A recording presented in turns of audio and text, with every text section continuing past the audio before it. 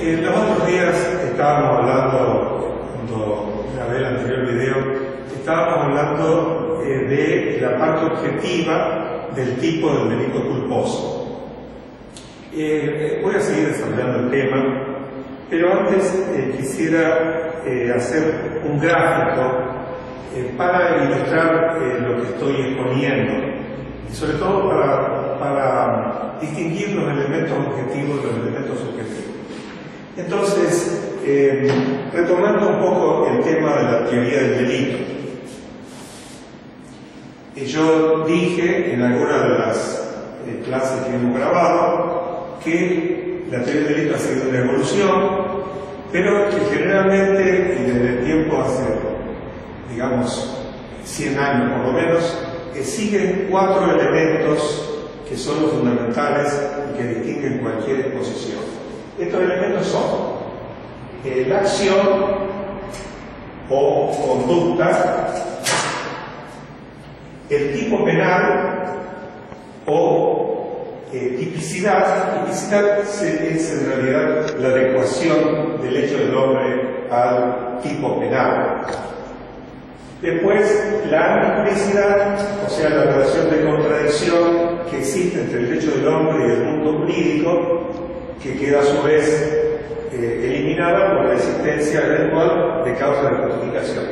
Y finalmente, la culpabilidad, que en lineamientos generales se puede decir que es el juicio de reproche que se le formula al autor porque, habiendo podido adecuar su conducta a la norma, no lo hizo.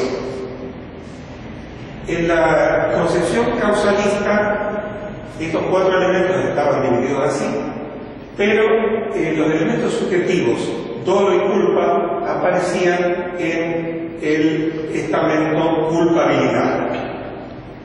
La tarea y la revolución copernicana que hizo Bessel no fue tanto hablar del finalismo, la acción final, etc., sino fue llevar los elementos subjetivos, dolo y culpa, al tipo penal. De manera que hoy la mayoría de la doctrina, hay que siempre hablar de mayoría porque hay gente que todavía sigue una postura que tiene origen en el causalismo, pero la mayoría de la doctrina ubica el dolo y la culpa como formas de la tipicidad. Hay delitos dolosos y delitos culposos. A todo esto se plantea un problema con los elementos subjetivos, porque si han partido de la culpabilidad y van al tipo, la culpabilidad en principio parece desprovista del elemento subjetivo, lo que origina algunos cuestionamientos, por lo menos en parte de la teoría del delito, que no es el tema esencial de mi exposición.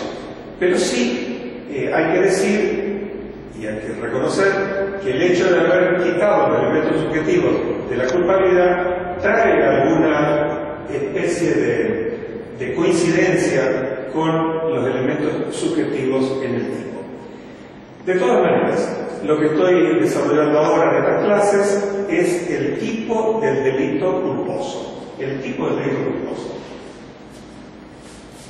El tipo, entonces, uno puede señalarlo con este círculo y decir que en el tipo del delito culposo también hay elementos objetivos y elementos subjetivos. Gráficamente yo hago una división y digo, acá hay elementos objetivos y acá elementos subjetivos. No quiero decir tipo objetivo en el extremo superior, porque si uno habla de tipos objetivos y tipo subjetivo, está pensando quizás en el delito doloso, y si hay coincidencia entre el elemento subjetivo y el elemento objetivo, no hay culpa sino dolo.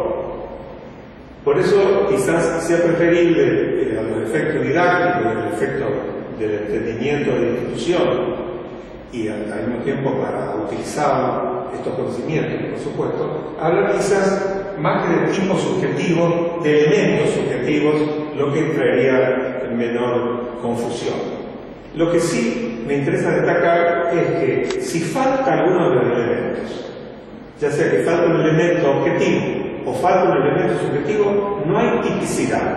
Si no hay tipicidad, obviamente no puede haber pena porque no están cumplidos los requisitos del tipo penal, el principio de legalidad no estaría respetado si se condenase a alguien de esa manera.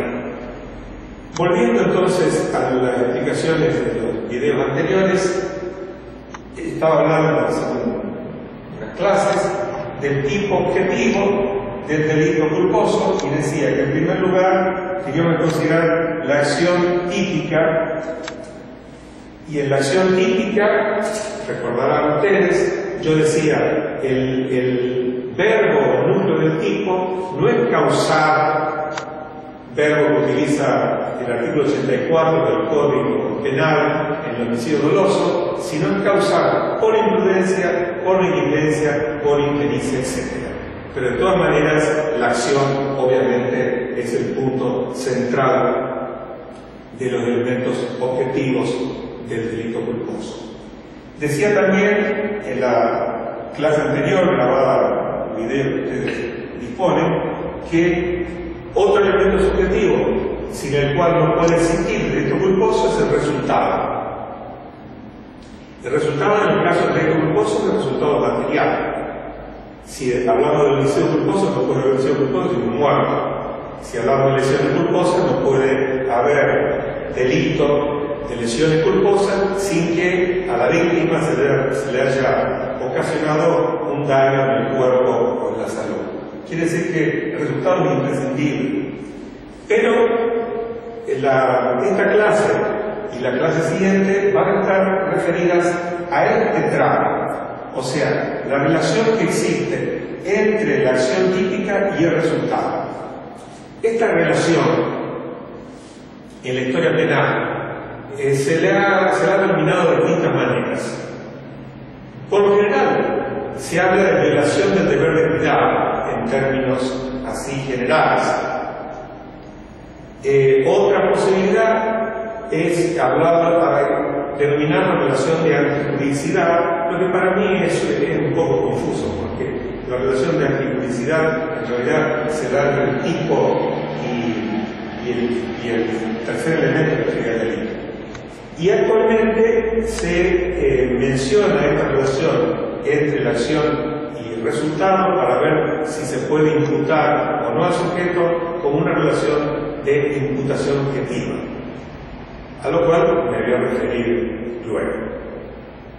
Entonces, empiezo por deber de cuidado. El deber de cuidado es un elemento del tipo penal, del delito culposo, pero es un elemento que ya ofrece alguna dificultad. Porque si uno habla del deber de cuidado, puede pensar que el deber de cuidado es un deber de cuidado objetivo. O sea que alguien desde el exterior puede darse cuenta que el sujeto está infringiendo este mandato de obrar con precaución.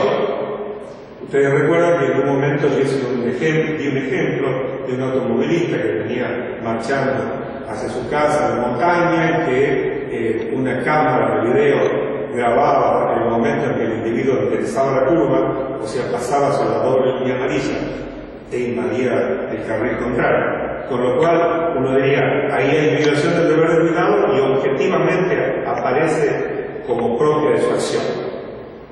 Pero también a mí me causa preocupación hablar de violación del deber de cuidado en el sentido puramente objetivo, porque también se podría entender que se viola el deber de cuidado cuando el hombre subjetivamente, o sea, con sus conocimientos, con su voluntad, con sus deseos, con sus motivaciones, no presta el cuidado adecuado.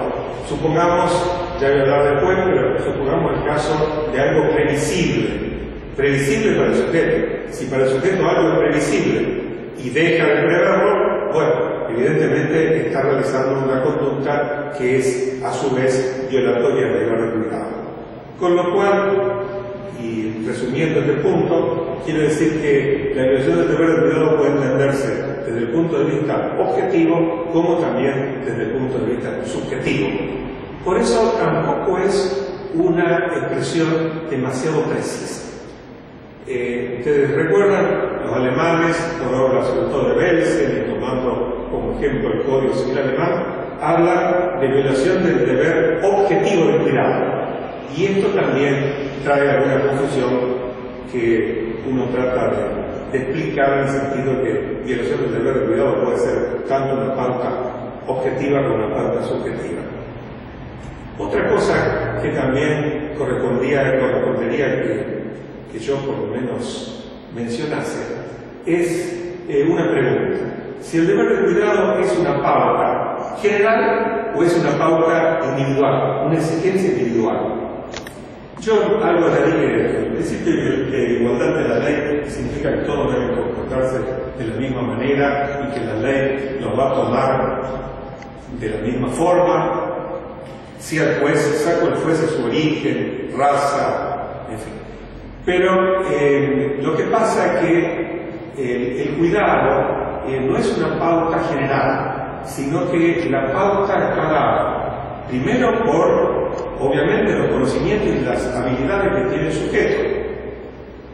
Porque si tiene conocimientos y habilidades y no lo utiliza, por descuido, infringe obviamente el deber de cuidado.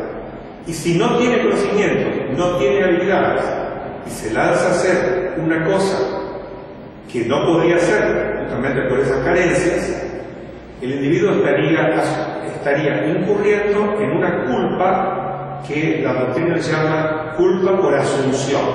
O sea, asume papeles, asume roles que no le hable a él realizar. Entonces, voy a dejar hecha en este momento esta introducción. Voy a hacer una pausa para grabar un nuevo video, y en ese nuevo video voy a hablar concretamente de lo que dice la ley argentina al respecto, para caracterizar justamente este tema de la violación del deber de cuidado.